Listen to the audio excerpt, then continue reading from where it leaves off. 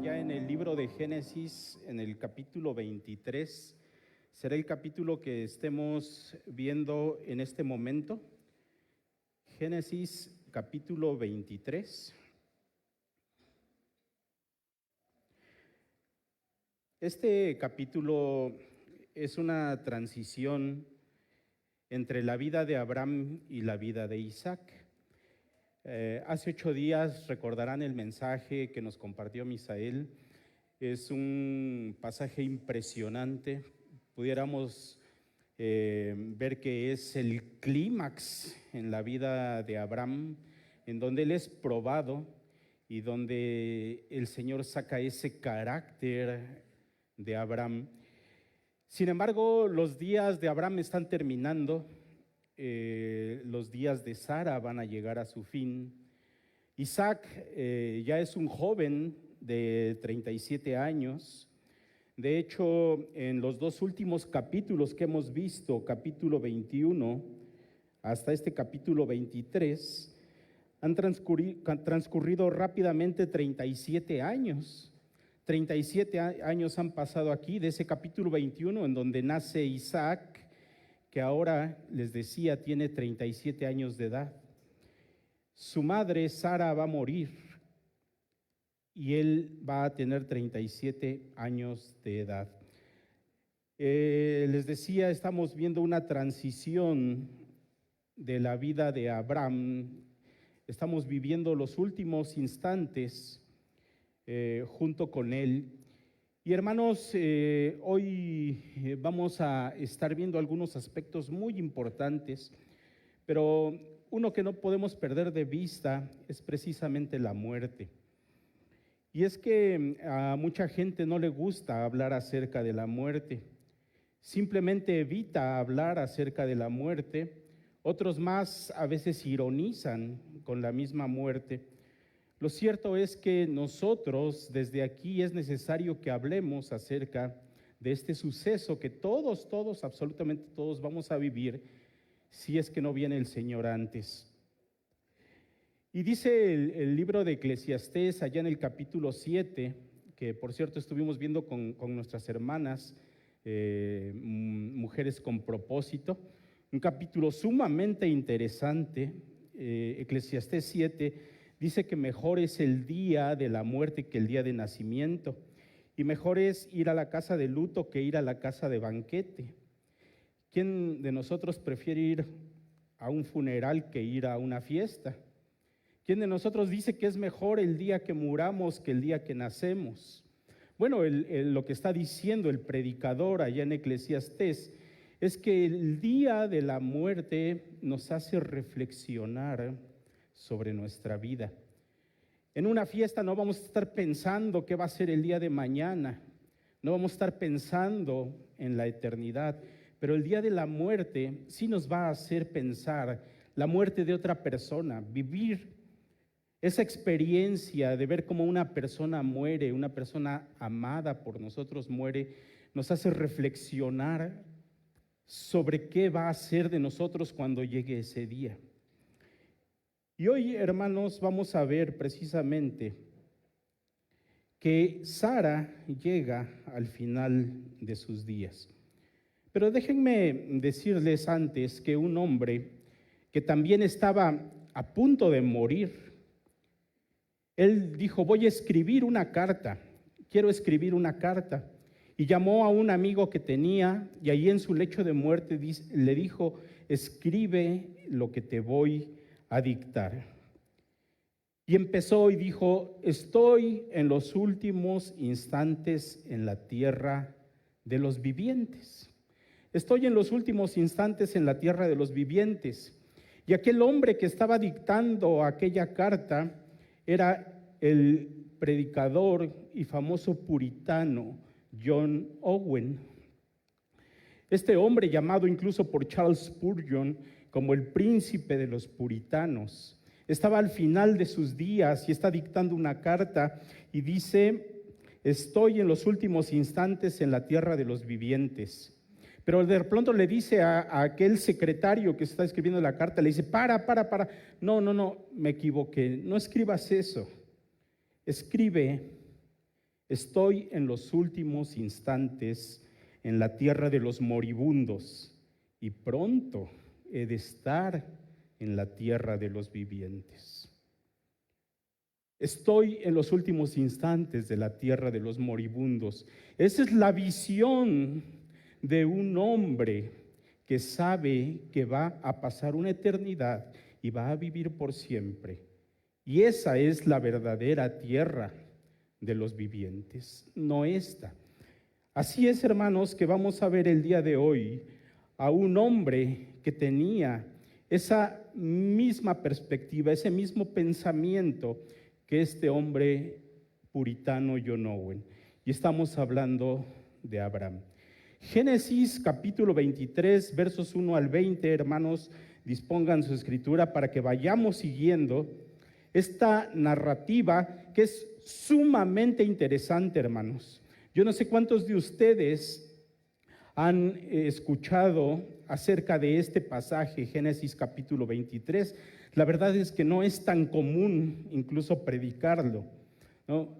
Hay muchos que juntan el capítulo 22 con el 23, otros el 23 con el 24, pero este es un capítulo sumamente interesante. Si bien llegamos al clímax en la vida de Abraham, vamos a ver que no va a haber una bajada en la vida de Abraham, va a haber una constante en aquel hombre llamado el padre de la fe. Así es que vamos a ver esto, cómo es que Abraham está viviendo como extranjero en la tierra prometida. Veremos el primer punto, que es muriendo sin recibir lo prometido. ¿Cómo es eso? Morir sin recibir las promesas. Confesando que somos extranjeros y peregrinos, pero anhelando una patria. Y estaremos viendo, hermanos, al mismo tiempo el pasaje de Génesis capítulo 23 junto con el pasaje tan conocido de Hebreos 11 de los héroes de la fe, que incluso Misa ya nos hizo leer hace un ratito, ¿lo recuerdan? Bien, pues vamos a estar viendo, así como en un interlineal, pero de escenas de Génesis y de Hebreos. Pues bien, vamos allá, muriendo sin recibir lo prometido. Génesis 23, versículo 1 dice: fue la vida de Sara 127 años, tantos fueron los años de la vida de Sara. Nos dice la Escritura que sus años fueron 127 años. Y podemos decir, bueno, sí fueron 127, sí fueron muchos, ¿verdad? Sí fueron tantos. Pero ¿saben una cosa especial de que lo diga la Biblia? Que fueron 127 años la vida de Sara. Es que es la única mujer en toda la Escritura que se dice a los cuántos años murió. Y eso es relevante. Si nosotros empezamos a ver y a buscar en la Biblia todas las mujeres que murieron, nos dice la Biblia, de ninguna se dice la edad, sino solamente de Sara. 127 años. ¿Por qué? Nos dice la Escritura que murió a la edad de 127 años. Pues bien, yo les pregunto, hermanos, si repasamos la vida de Sara de acuerdo a lo que hemos visto en la Escritura, ¿qué viene a su mente así rápidamente? ¿Qué escenas vienen a su mente de Sara? Rápido, lo que hemos visto. ¿Qué escenas vienen? Sí. Por allá me dijeron, ¿qué más? Sí. Hay muchos, así como flashazos que vienen a nuestra mente de la vida de Sara, y la vemos por allá a Sara diciéndole a su esposo que se case con su sierva, ¿sí o no? Bueno, no que se case, sino que tenga hijos. Vemos a Sara por ahí engañando junto con Abraham a Faraón y a Abimelech de que ella es solamente hermana y no esposa de Abraham. Vemos la vida de Sara incluso por allá peleando con aquella misma sierva que le había dado a Abraham por celos, ¿verdad? Y muchos años más tarde, incluso corriendo a aquella sierva de una manera cruel, porque ella llevaba un hijo, un muchacho, y son echados al desierto. ¿Nos vienen esas imágenes de Sara? Sí. También recordamos sin duda que Sara era una mujer hermosa. Y pudiéramos decir, bueno, pues eso sí era hermosa, pero es algo superficial, porque los años pasan y la belleza se va. En ella parece que permaneció su belleza hasta el fin. Bien, pero eso, hermanos, déjenme decirles, ¿qué es lo que en la Escritura podemos ver en Génesis? Y la Escritura no nos miente, la Escritura no nos esconde las cosas que los seres humanos que ahí están hacen, sus equivocaciones, sus errores, sus pecados, no los esconde la Escritura, no los pone en claro. Pero es cierto que también la Escritura nos deja ver el carácter que un hombre o una mujer van desarrollando al caminar nuestro Señor con ellos. Y en Sara podemos ver muchas cosas también, hermanos. De hecho, por medio de inspiración, nuestro Dios habla a varios autores de la Biblia acerca de esta mujer de Sara, y podemos ver allá al profeta Isaías hablando en el capítulo 51, versículo 2, diciendo: mirad a Abraham vuestro padre y a Sara que os dio a luz, porque cuando no era más que uno solo, lo llamé y lo bendije y lo multipliqué. ¿Qué está diciendo de Sara? Mírenla, miren a Abraham, pero miren también a Sara. La está poniendo de ejemplo, está poniendo de ejemplo a Sara. ¿Y saben qué está diciendo de ella? De Abraham dice: era uno solo, y entendemos que Abraham no podía tener hijos. ¿Y por qué no podía tener hijos? Porque la estéril era su mujer, era Sara.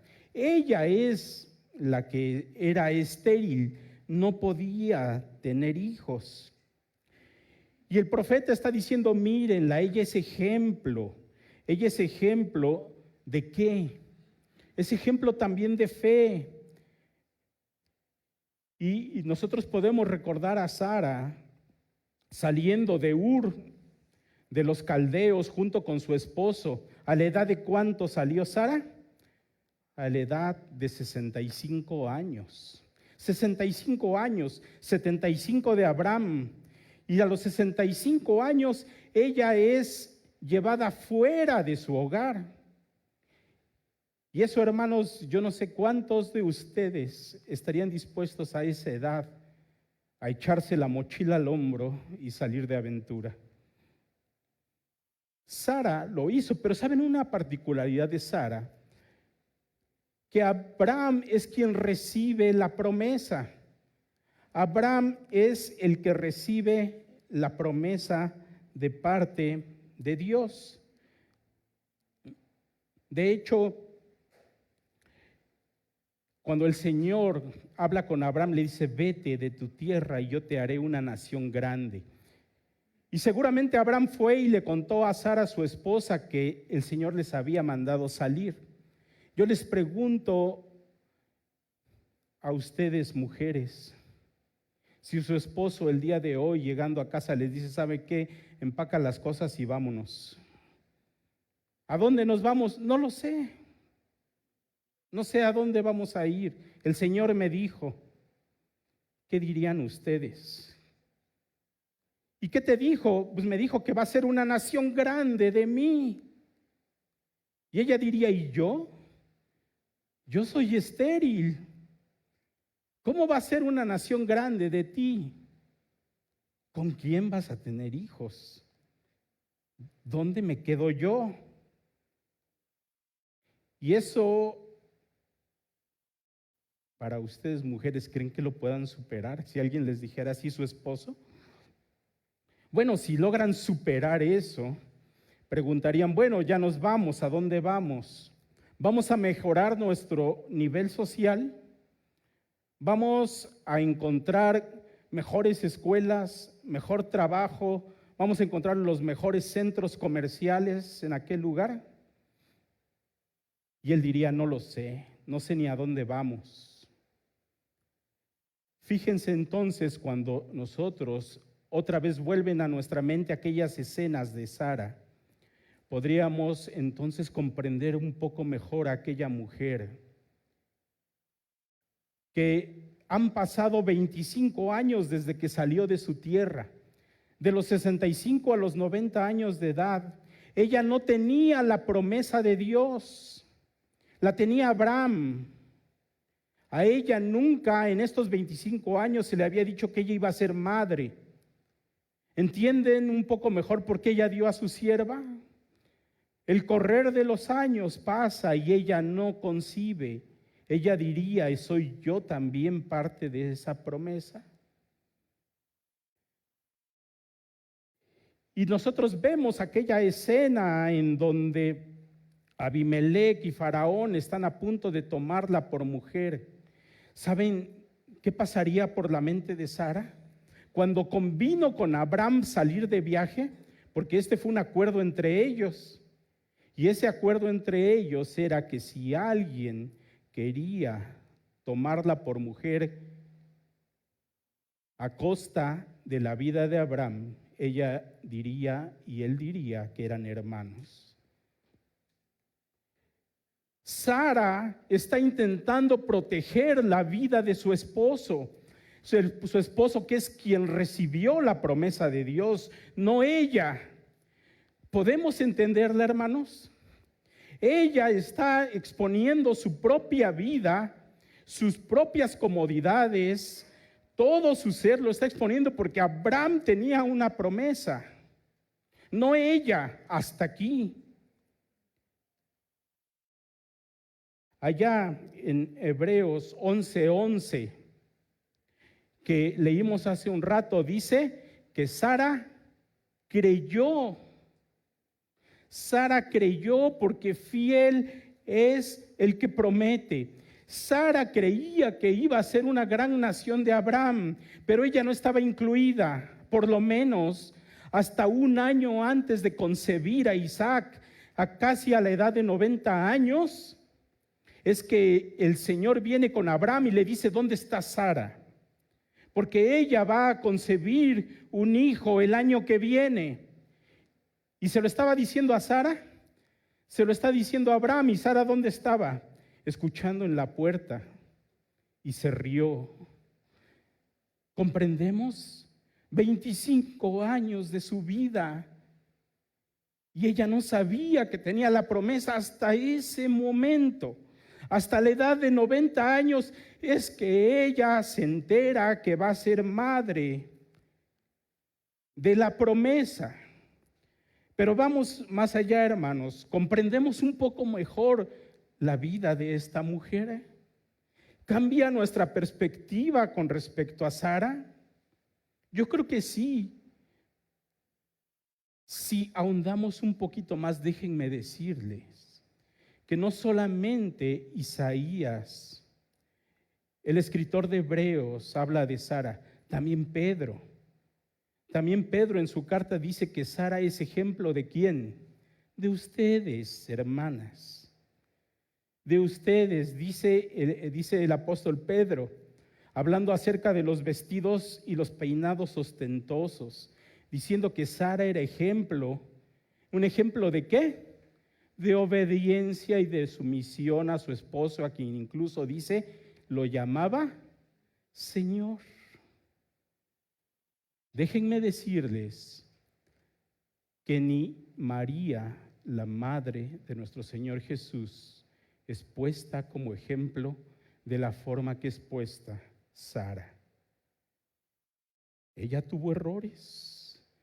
Ella actuó de manera impulsiva, humana muchas veces, pero el Señor está dejando aquí una evidencia en su palabra de que ella era una mujer que creyó y al igual que a Abraham le fue contado por justicia, y es una mujer que está en el salón de la fama de los héroes de la fe. Es una mujer ejemplo, no solo de mujeres, sino también de nosotros, varones, un ejemplo de fe. Y dice la Escritura, y murió Sara en Kiriat Arba, que es Hebrón, en la tierra de Canaán. ¿Recuerdan lo que estábamos viendo hace 8 días con Misael? ¿Dónde estaban viviendo ellos? En Beerseba. Y ahora nos dice que Sara muere, ¿dónde? En Kiriat Arba. Pero antes va a hacer un viaje Abraham con su hijo Isaac hasta Moría, hasta el monte Moría. ¿Ven ahí la flechita? ¿Ven todo lo que viajó Abraham? Pues ahora, donde muere Sara, está ahí en Hebrón, en Kiriat Arba. Se llamaba así aquella ciudad, que Kiriat Arba es la ciudad de los 4 gigantes. Los 4 gigantes sí es llamada así porque lo podemos ver en la misma escritura. Había unos hombres que habitaban aquella tierra, un tal Arba, que tenía 3 hijos y decían que ellos eran gigantes, ¿sí? Anac y los gigantes. Bueno, era llamada así la tierra de los 4 gigantes. Hay una historia que se narra en un escrito judío que dice, no son esos 4 gigantes, son otros 4 gigantes. Lo vamos a ver después, a qué hacen referencia de esos otros 4 gigantes. Ella está viviendo con Abraham en Kiriat Arba, que es Hebrón. Hebrón es llamado así ya en el tiempo de Moisés, que es el que está escribiendo, ¿verdad? Ya es llamado Hebrón. Bien, pues ahí se encuentran ellos y ahí muere Sara, y dice la escritura, por la fe. Bueno, es lo que veíamos en Hebreos 11:11 y en Primera de Pedro 3:5-6, ahí están los textos. Pues bien, dice entonces aquí Primera de Pedro, fíjense bien cómo Sara obedecía a Abraham llamándole Señor. Es importante, hermanos, que veamos que para Abraham era una mujer ideal, idónea, una mujer que le acompañó durante toda su vida. ¿Cuántos años tendría Abraham de conocer a Sara? Yo creo que más de 100 años. De hecho, ¿recuerdan por qué decían que eran hermanos? Porque sí eran hermanos, eran hijos del mismo padre, pero no de la misma madre, eran medios hermanos. Cuando Sara nace, Abraham, ¿cuántos años tiene? 10. Y él la vio nacer, ¿sí? Porque era hija de su padre. Y desde entonces vivieron seguramente una infancia, una juventud, se casaron. Qué bonito, ¿no, hermanos? Toda una vida con su mujer, más de 100 años. Cumplieron sus bodas de oro, sus bodas de diamante. ¿Qué habrá sentido Abraham cuando su esposa muere? Creo yo, hermanos, que es una gran pérdida para un hombre. Es una gran pérdida para su familia, incluso para Isaac, que después vamos a ver que él está inconsolable. Pues bien, hermanos, es una gran pérdida para la familia. Y dice la escritura acerca de Abraham, él está allí, él está triste por la pérdida de su esposa. Y dice que vino Abraham a hacer duelo por Sara y a llorarla. Totalmente entendible. Su mujer ha muerto, su compañera de vida. Hizo duelo por ella. En aquellos tiempos el duelo se expresaba de diferentes formas según la cultura. Aquí para ellos al menos el duelo era golpearse el pecho, tirarse al piso. Ahí podemos ver a Abraham triste, lamentándose la muerte de su mujer, y dice que lloró. Es la primera vez en la escritura que se dice que alguien llora por la muerte de una persona, y no es para menos. ¿Qué persona ha muerto? Hermanos varones, ahora la pregunta es para ustedes. ¿Han pensado en la muerte de su esposa? ¿Lo han analizado? ¿Han reflexionado sobre aquel momento que puede llegar? Hay muchos que a veces vienen a vendernos un lugar en el cementerio y que dicen algunos, no, ni me menciones, ¿no? Ni me menciones el cementerio ni la muerte, porque llamamos a la muerte, ¿verdad? No, ni me digas. Pues la muerte no viene porque la llamemos, ¿verdad? La muerte viene cuando el Señor así lo designa. Mucha gente, hermanos, no piensa en su muerte ni en la de sus seres queridos por miedo. ¿Cómo estamos preparados nosotros, varones, para cuando llegue ese momento, si es que nuestra esposa muere primero que nosotros? ¿Qué pasaría por nuestra mente todas aquellas escenas que vivimos con nuestra esposa? Todo lo bonito que vivimos con ella, sin duda también los tropiezos y caídas, sin duda también los momentos malos. Pero hermanos, debemos estar preparados para cuando llegue ese momento.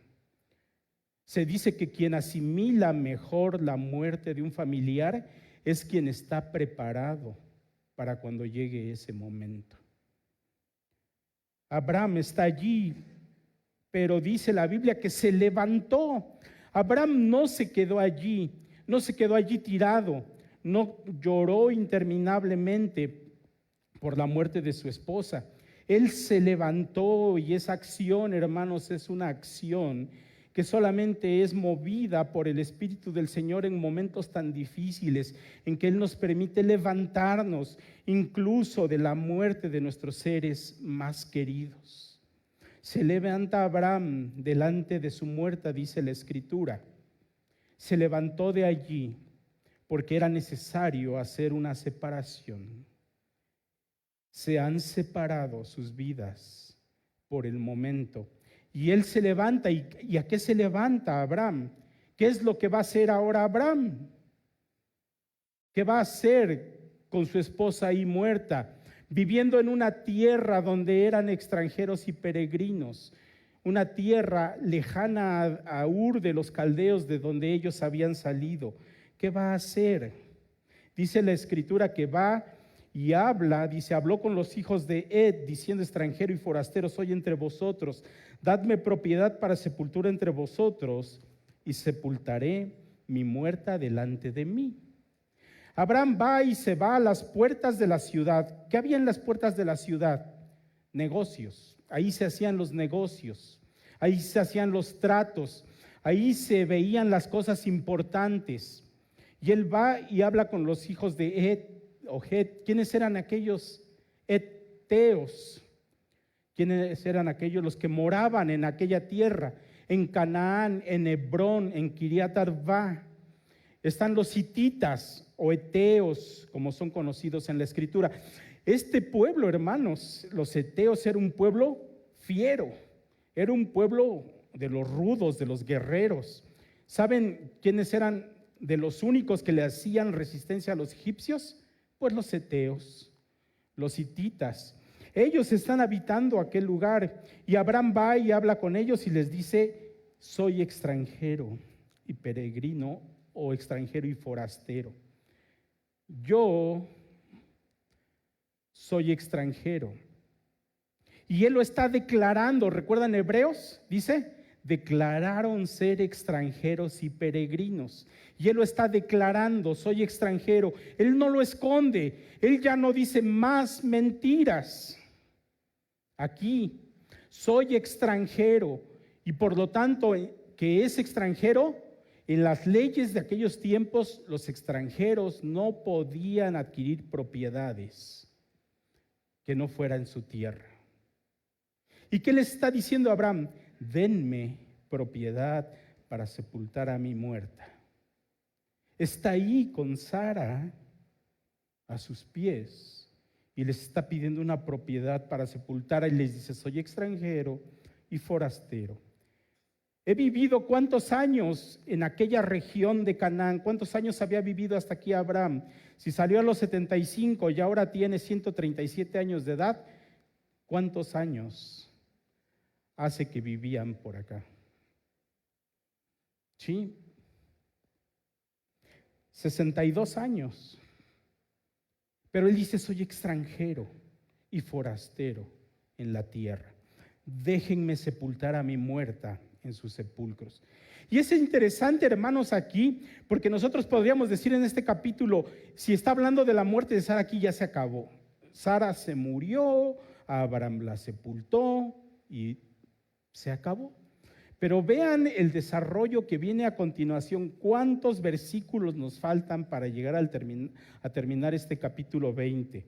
Pues bien, él va a buscar una propiedad, empieza una transacción, y es emocionante, hermanos, cuando nos metemos aquí en la palabra de Dios y podemos ver esta transacción comercial entre quién, entre aquellos hititas duros, que también eran comerciantes, y Abraham, que Abraham, déjenme decirles, es de verdad padre de los judíos. ¿Han visto a un judío negociar? Abraham incluso regatea ¿con quién? Con Dios mismo.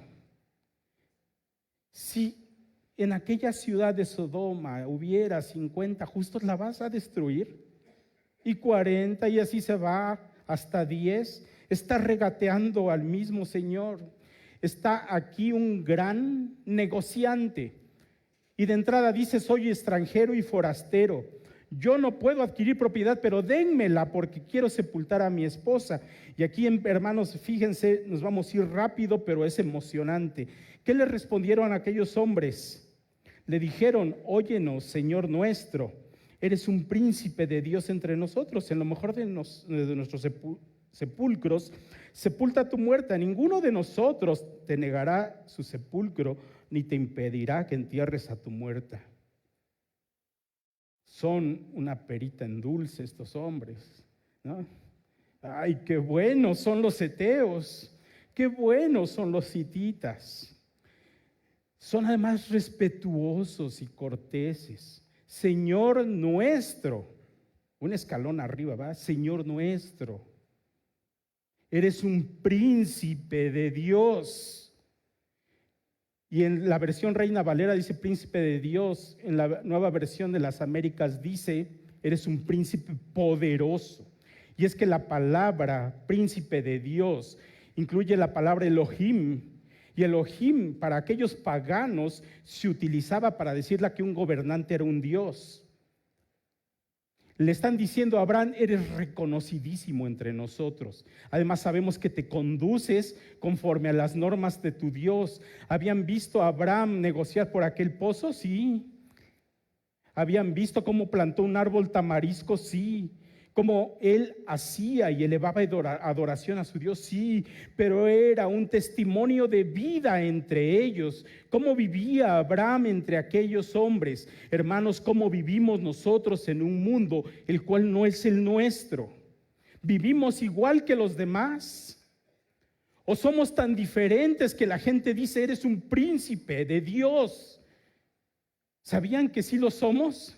Porque somos herederos del Rey. Y como herederos y príncipes de Dios, es que tenemos que vivir en esta vida. Es que tenemos que dar testimonio. Abraham, eres un príncipe poderoso. Eres Señor nuestro. Toma cualquier sepulcro que quieras. ¿Serán tan corteses? ¿Qué dice Abraham a esto? Y Abraham se levantó nuevamente y se inclinó en una señal de respeto ante aquel pueblo de Het y les dijo, si tenéis voluntad, vean a este hombre, si tenéis voluntad de que yo sepulte mi muerta delante de mí, si quieren, ¿que no ya le habían dicho que sí? Vean a Abraham, si quieren que yo la sepulte, oídme e interceded por mí. ¿Con quién? Con Efrón, hijo de Zohar, para que me dé la cueva de Macpela, que tiene al extremo de su heredad, que por su justo precio me la dé para posesión de sepultura en medio de vosotros. Si tienen voluntad de que yo sepulte a mi muerta, vayan con Efrón. ¿Qué indica esto de Abraham? Les decía hace un rato, ¿estamos preparados para la muerte? Él ya había visto la cueva. Él ya había visto la cueva de Macpela. ¿Dónde estaba? Ya ven ahí, en el extremo de la heredad de Efrón. Y además se llama la cueva de Macpela. ¿Qué es la cueva de Macpela? ¿Qué significa? La cueva de las tumbas dobles. Quédense con eso en mente, ahorita lo vamos a ver al final. La cueva de las tumbas dobles. Él ya había visto aquella cueva, él ya sabía incluso de quién era. Era de Efrón, ¿verdad? Y ya sabía dónde estaba ubicada y él le dice, quiero que me la vendan a su justo precio. Es negociación, ¿verdad? Quiero que me la vendan al justo precio. Estoy dispuesto a pagar lo que me pidan por aquella propiedad. ¿Por qué Abraham insiste en comprar la cueva de Macpela? Vayan pensándolo. ¿Por qué? ¿Saben qué tenía Abraham después de 62 años de vivir en aquella tierra? ¿Qué posesión tenía? ¿Escriturada a su nombre? Nada, ninguna. Legalmente y con escrituras en mano no tenía ninguna propiedad. Y él ahora quiere comprar una tumba y quiere comprar la cueva de Macpela. ¿Por qué? Lo veremos. Pero dice la escritura que allí estaba Efrón. Cuando Abraham está diciendo, intercedan por mí ante Efrón, seguramente Abraham ya había visto, ya está Efrón, ¿verdad? Y Efrón, que estaba allí, dice que le respondió a Abraham en presencia de todos ellos. ¿Por qué dice eso la escritura? Porque es una transacción con testigos. En presencia de los hijos de Het, de todos los que entraban, incluso de los que venían entrando por la ciudad, y le dice Efrón, no, señor mío, otra vez, ¿ven? No, señor mío, yo te doy la heredad y te doy también la cueva que está en ella. En presencia de los hijos de mi pueblo, te doy, sepulta tu muerta. ¿Se le está regalando? ¿Se le está regalando? ¿Ven que le añadió Efrón? Ya no es la cueva. ¿Qué más es? La heredad. Todo, Abraham había dicho la que está junto a su heredad. Y ahora Efrón le está diciendo todo. La heredad, la cueva, todo lo que está allá en la heredad, te lo doy. No podía. ¿Por qué? Porque Abraham no quiso.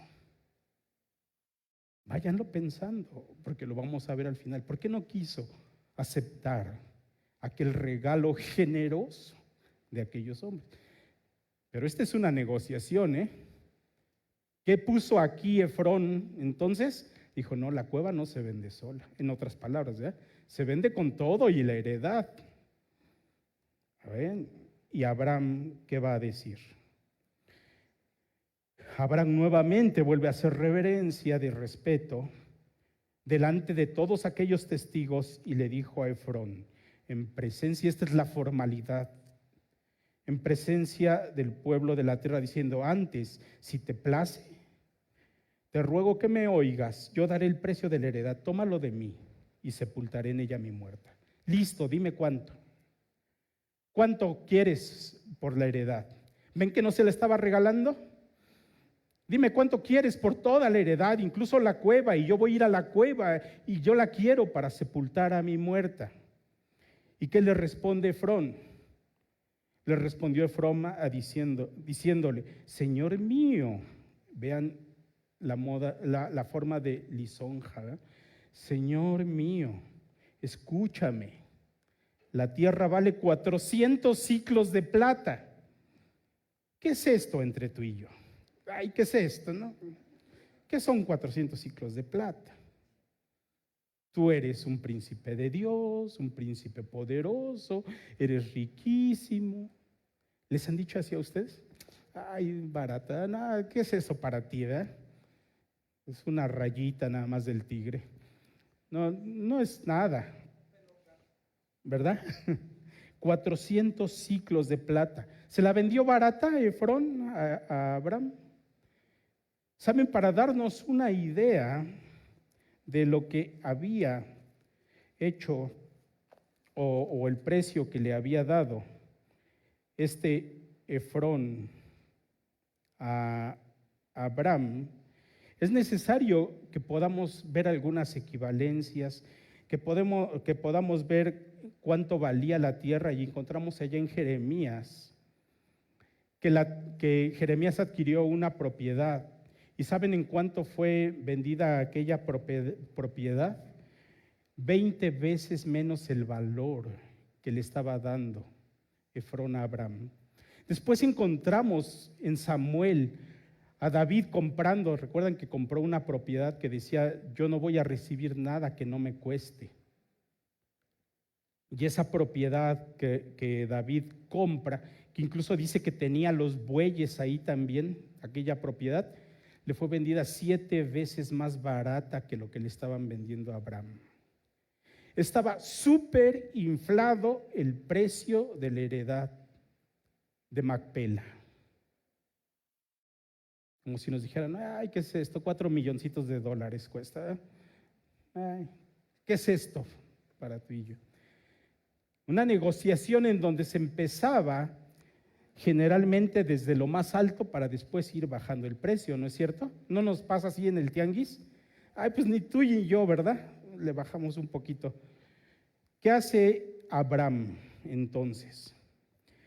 Abraham se convino con Efrón y pesó Abraham a Efrón el dinero que dijo en presencia de los hijos de Het: 400 ciclos de plata de buena ley, porque había diferentes tipos de plata. Había la plata del templo, la plata de buena ley entre mercaderes, todas tenían diferente precio. Y le pesó la plata, ¿verdad? Ahora, hay algunos detractores de la escritura que dicen: bueno, si le está pidiendo 400 ciclos, esos ciclos eran una moneda, ¿sí? ¿Por qué le tuvo que pesar los ciclos a Abraham? Bueno, aquella palabra shekels, lo que significa es que eran, si ustedes ven la imagen ahí, unas piedritas que tenían un peso exacto y que eran de la balanza. Tenían que poner la plata de un lado y los shekels de otro, ¿sí? Para que fuera exactamente el peso que estaba convenido. Esos eran los ciclos de plata. Para dejarlo un poco más claro, esta cantidad que pagó Abraham es la cantidad que un jornalero recibiría de pago en 40 años.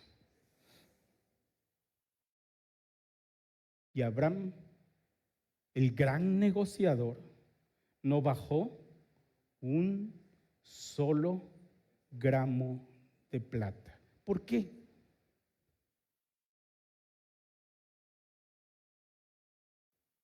¿Qué habrá pensado Efrón?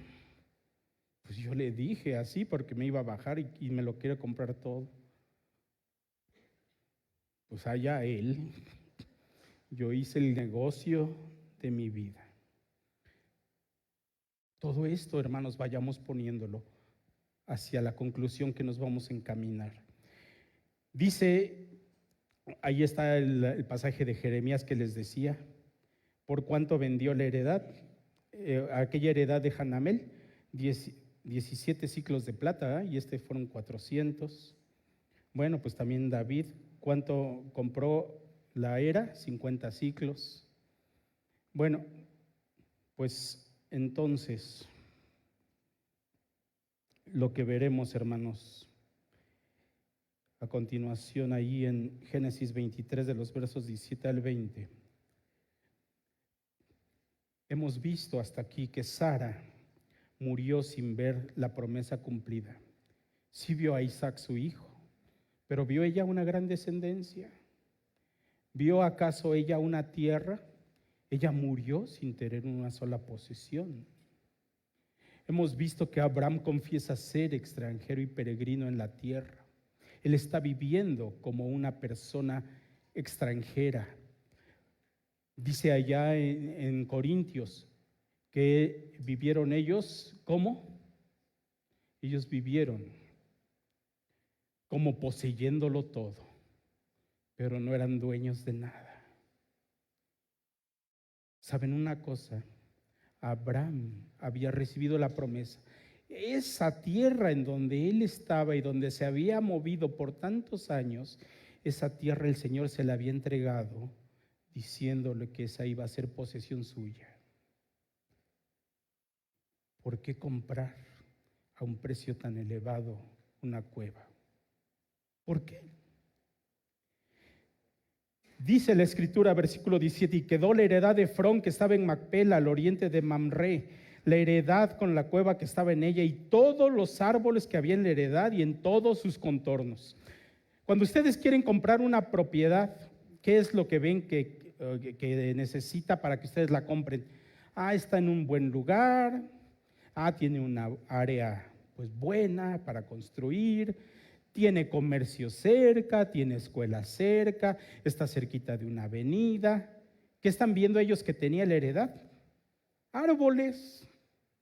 Y la Escritura dice árboles. Tenía árboles en la heredad, eso es lo que tenía la heredad. Y pensamos, ¿y por qué nos dice árboles? Tantas cosas que nos dice la Escritura tan valiosas y nos dice aquí que un árbol. ¿Qué tienen que ver los árboles en la heredad? ¿Qué tienen que ver aquellos árboles? Queda la cueva de Macpela junto con la heredad, junto con todos los árboles que tenía escriturada a nombre de Abraham. Es un hecho legal, es un hecho totalmente válido lo que acaba de celebrar Abraham, y por lo tanto él puede venir y sepultar a Sara. Después de esto sepultó a Abraham a Sara su mujer en la cueva de Macpela, al oriente de Mamre, que es Hebrón en la tierra de Canaán, y quedó la heredad y la cueva que en ella había de Abraham como una posesión para sepultura, recibida de los hijos de Het. Hermanos, hasta aquí. Todas esas preguntas que vimos a lo largo tienen una respuesta. ¿Por qué Abraham hizo esto? ¿Por qué Abraham compró una cueva carísima?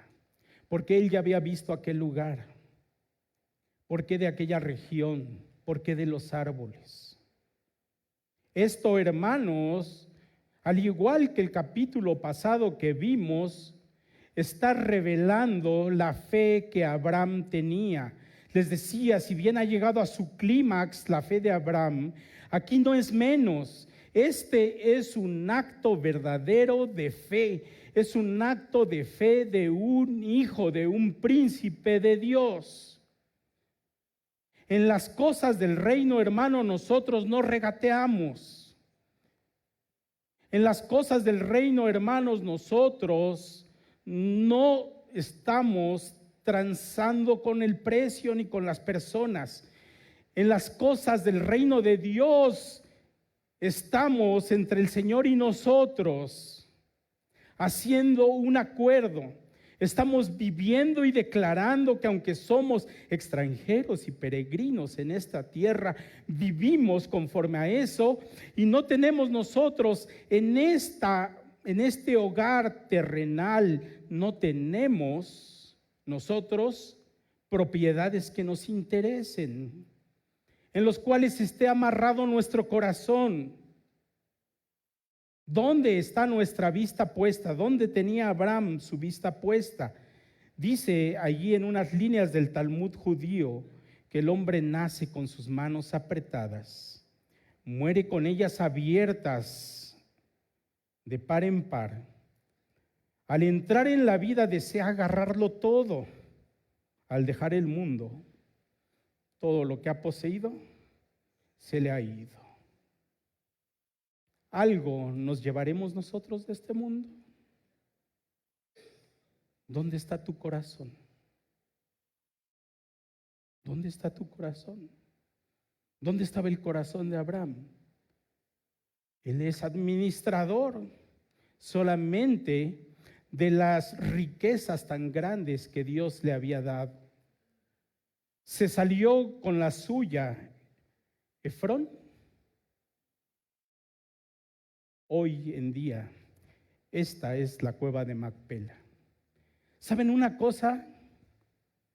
La cueva de Macpela es no quiero decir el único, es uno de los únicos monumentos históricos que se tiene una seguridad 100% de que es ese lugar, y que ha permanecido, ¿saben por cuánto tiempo? Más de 4,000 años. ¿Qué ha pasado en esos 4,000 años? Climas, el simple paso del tiempo, reyes, gobiernos, guerras, como la última que estamos viendo. Y ¿saben? Permanece. Esa tumba de los patriarcas, como es conocido, es una cueva, dice que se construyó arriba, ahí a un lado, una mezquita en tiempos de Saladino. Podríamos decir, ¿cómo es que construyeron una mezquita ahí? Bueno, ¿saben qué pasó? Dicen que no hay mal que por bien no venga. No, es la gracia de Dios, porque permaneció intacta, intocable. La tumba de los patriarcas, la cueva de las tumbas dobles. ¿Por qué tumbas dobles? Allí está sepultada Sara, pero ¿quién también? Abraham. Abraham sabe que él también se va a morir. Y si le hubieran regalado aquella cueva, él no hubiera sido sepultado allí, porque seguramente Efrón hubiera respetado aquella cueva, pero sus hijos no sabemos. Hubiera sacado los huesos de Sara, no hubiera dejado sepultar a Abraham, que Abraham va a morir ¿hasta cuántos años? Hasta 175 años va a vivir él, todavía le faltaba. Pero no solamente está ahí los dos, Sara y Abraham. ¿Saben quién más está enterrado ahí hasta el día de hoy? Su hijo Isaac. ¿Y quién? ¿Y su esposa?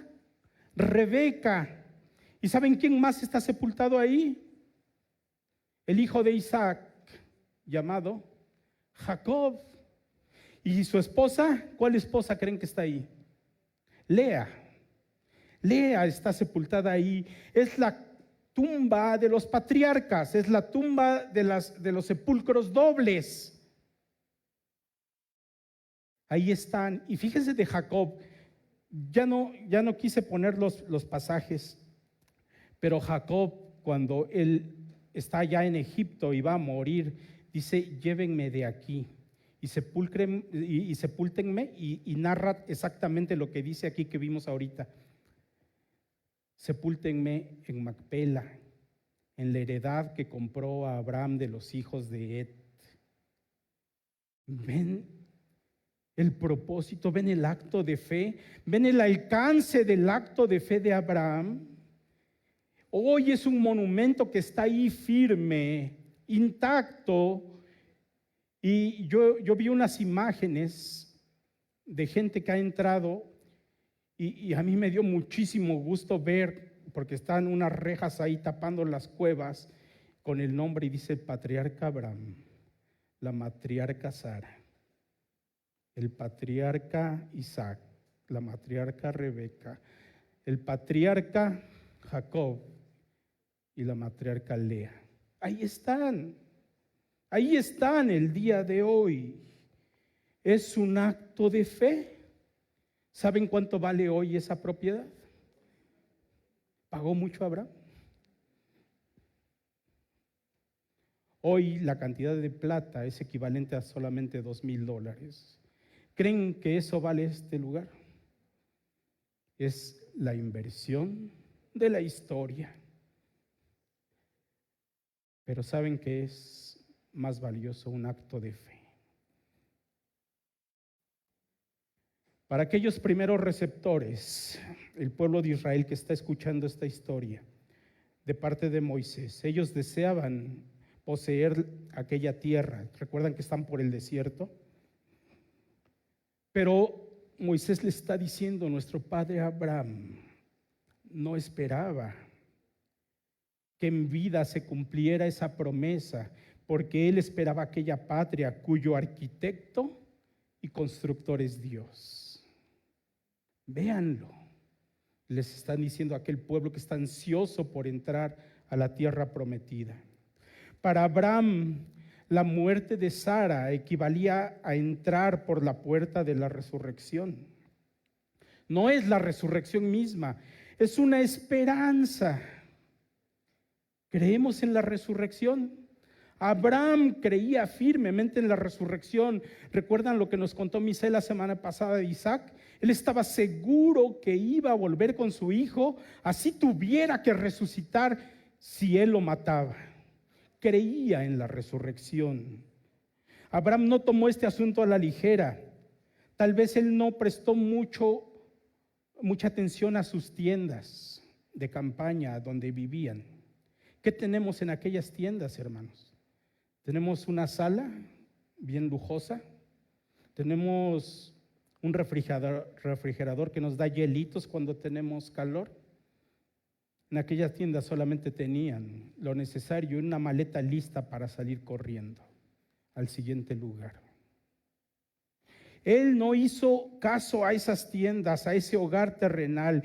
Él fue a comprar la cueva de Macpela y su intención no era solamente sepultar ahí a Sara, sino también él ser sepultado ahí, porque tenía la esperanza de una patria mejor.